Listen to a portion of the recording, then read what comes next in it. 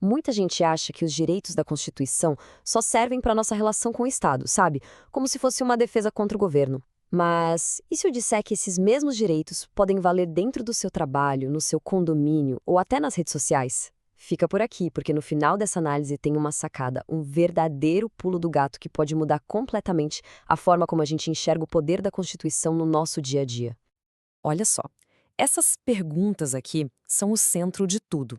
Será que um direito fundamental, tipo liberdade de expressão ou igualdade, pode ser usado contra uma empresa privada? A resposta, adianto, não é óbvia.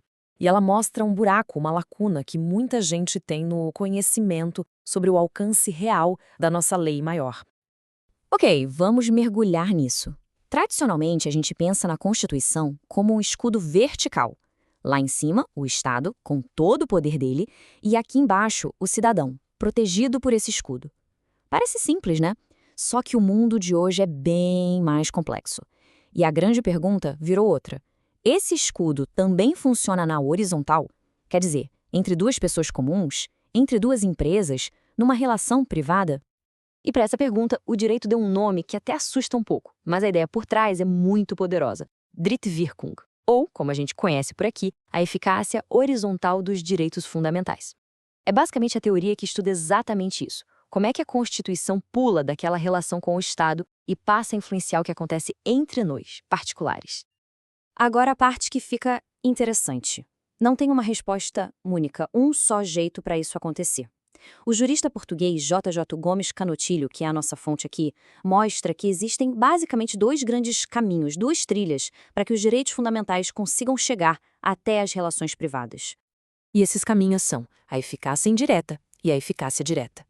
São dois modelos bem diferentes, com lógicas próprias, mas que, juntos, mostram a força que a Constituição tem em todo o nosso sistema de leis. Vamos entender como cada um funciona. Vamos começar pelo caminho mais comum, o da eficácia indireta. Pensa na Constituição como se fosse o Sol. Mesmo que não dê para tocar nele, a sua luz, o seu calor, eles influenciam tudo, irradiam sobre tudo. A lógica aqui é parecida. E o próprio Canotilho explica isso de uma forma genial. Ele diz que as normas da Constituição obrigam a gente a interpretar todas as outras leis de um jeito que seja compatível com elas. Então, o ponto-chave é o seguinte: a Constituição não chega rasgando um contrato privado. O que ela faz é obrigar o juiz a ler aquele contrato através das lentes dos valores constitucionais. Na prática, funciona mais ou menos assim. A Constituição irradia seus valores, dignidade, igualdade, liberdade, sobre todo o direito privado. O Código Civil, a CLT, a Lei do Inquilinato, todas essas leis precisam ser lidas e aplicadas respeitando esses valores. Por exemplo, uma cláusula num contrato de trabalho que seja vista como discriminatória pode, sim, ser anulada com base no princípio constitucional da igualdade. Entende a força disso? Bom, agora vamos para o segundo caminho. Ele é mais raro, mais excepcional, mas o impacto dele é ainda maior. É a eficácia direta. Aqui, o direito fundamental não precisa de um intermediário, como o Código Civil.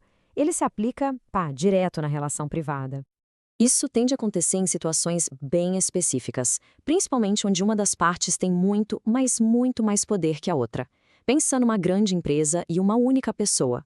Nesses casos, a relação privada fica quase vertical, parecida com a do Estado. E aí a Constituição pode intervir diretamente para reequilibrar o jogo. E onde a gente vê isso?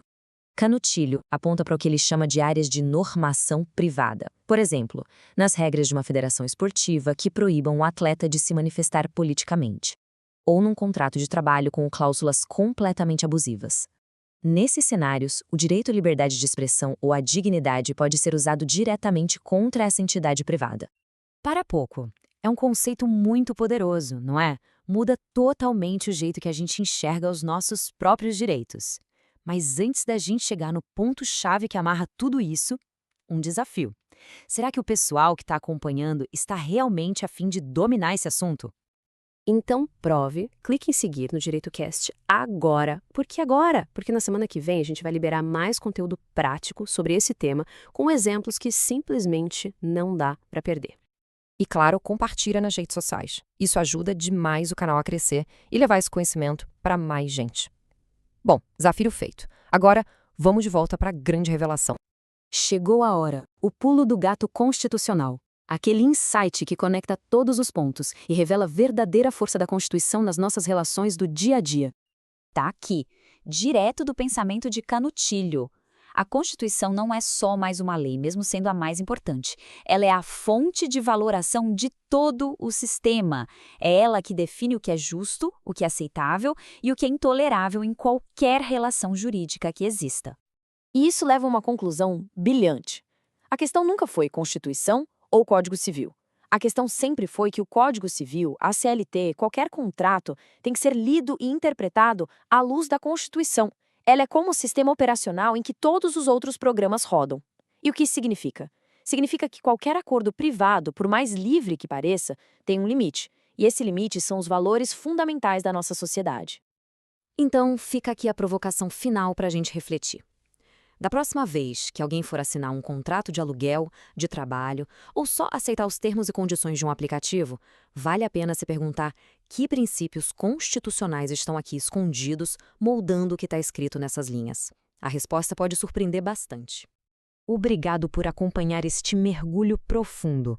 Para mais análises e discussões como esta, não deixe de seguir o Direito Cast lá no Spotify. E para quem prefere o formato em vídeo com os slides para facilitar o acompanhamento, é só procurar por DireitoCast no YouTube e também no TikTok. A gente se vê na próxima!